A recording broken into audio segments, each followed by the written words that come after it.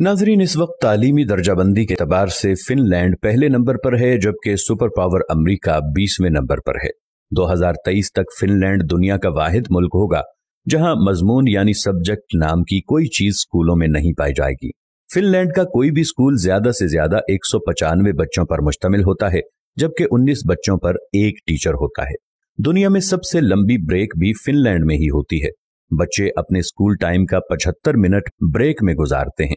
दूसरे नंबर पर 57 मिनट की ब्रेक न्यूयॉर्क के स्कूलों में होती है, जबकि हमारे यहाँ अगर वालिदैन को पता चल जाए कि कोई स्कूल बच्चों को पढ़ाने की बजाय इतनी लंबी ब्रेक देता है तो वो अगले दिन ही बच्चे स्कूल से निकलवा लें। खैर, आप ये दिलचस्प बात मुलाहिजा करें कि पूरे हफ्ते में स्कूलों में महज 20 घंटे पढ़ाई होती है, जबकि असातिज़ा के 2 घंटे रोज अपनी स्किल्स पढ़ाने पर सर्फ होते हैं।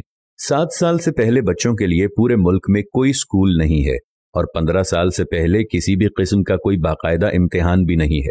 रियाजी के एक उस्ताद से पूछा गया कि आप बच्चों को क्या सिखाते हैं, तो वो मुस्कुराते हुए बोले, मैं बच्चों को खुश रहना और दूसरों को खुश रखना सिखाता हूँ, क्योंकि इस तरह वो जिंदगी के हर सवाल को बाआसानी हल कर सकते हैं।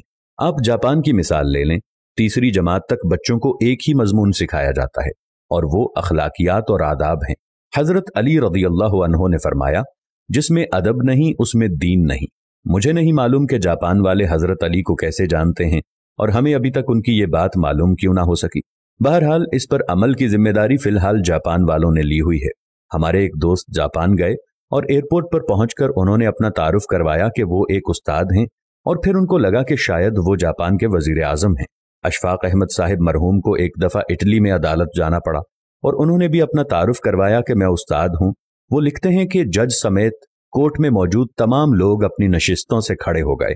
उस दिन मुझे मालूम हुआ कि कौमों की इज्जत का राज उस्तादों की इज्जत में है।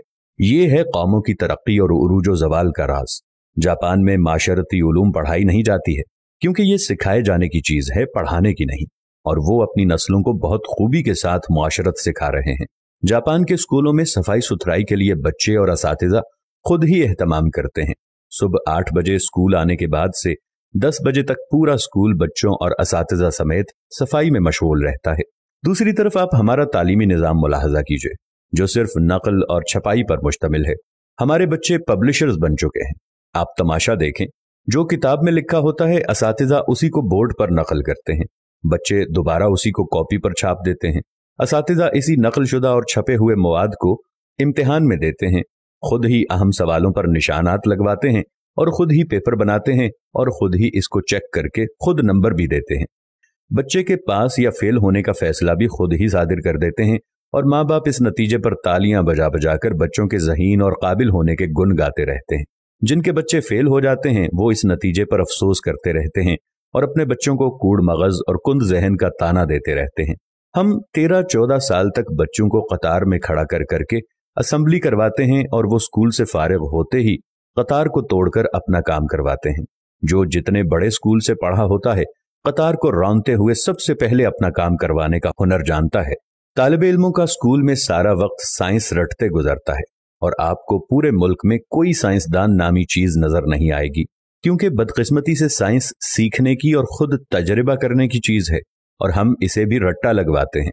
आप हैरान होंगे, मैट्रिक क्लास का पहला इम्तिहान 1858 में हुआ और बरतानवी हुकूमत ने यह तय किया कि बर्रे सगीर के लोग हमारी अक्ल से आधे होते हैं, इसलिए हमारे पास पासिंग मार्क्स 65 हैं तो बर्रे सगीर वालों के लिए 32.5 होने चाहिए। 2 साल बाद 1860 में असातिज़ा की आसानी के लिए पासिंग मार्क्स 33 कर दिए गए और हम भी इन 33 नंबरों से अपने बच्चों की जहानत को तलाश करने में मसरूफ हैं। अल्लामा इकबाल रहमतुल्लाह अलैह के शेर का ये मिसरा इस तमाम सूरत हाल की सही तरह से तर्जुमानी करता नजर आता है। जो शाखे नाजुक पे आशियाना बनेगा, ना पायदार होगा।